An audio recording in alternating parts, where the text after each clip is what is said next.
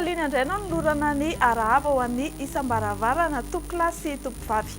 Dia mbola nialy izay hatrany no mamaritra ny toetry ny andro eto Madagascar amin'izao fotoana izao ny tsioka avy atsimo atsinanana.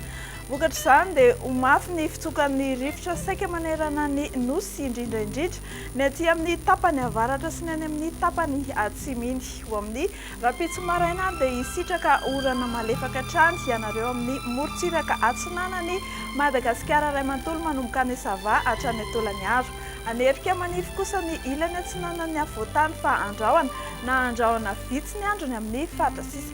Ho amin'ny rapitso tolakandro dia mbola hitohy hatrany ny orana malefaka ny amin'ny morontsiraka atsinanany Madagascar iray manontolo mahazo ny amin'ny faritra Analamanga.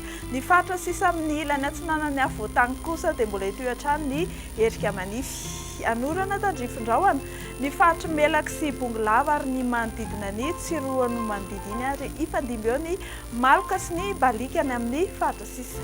Mahakasika ny maripana ao amin'ny rapitso tontolo ny andro indray dia izy fidina ny indrindra ny amin'ny tapany atsimon'ny Madagascar izany hoe somary mangatsiaka be ny amin'ny faritra iny manodidina ny 4.0 degré Celsius izany. Dia amin'ny faritra ny avoatany kosa dia 7 hatramin'ny 10 degré Celsius ny amin'ny morontsiraka atsinanana sy andrefana dia eo anelanelany 9.0 hatramin'ny 1.20 degré Celsius. Ny maripana midanika indrindra vao vinavina ao amin'ny rapitso tolakandro dia any amin'ny faritany Mahajanga iny 1.30 degré Celsius. Hivoaka ivelan'ny Madagasikara ianao, tsara ho fantatry reto zavatra manaraka reto. Hibalika ny masoandro amin'ny rapitsony any amin'ny faritry La Réunion, anorana tandrifindrahoana arakotroka ny faritry Bangkok.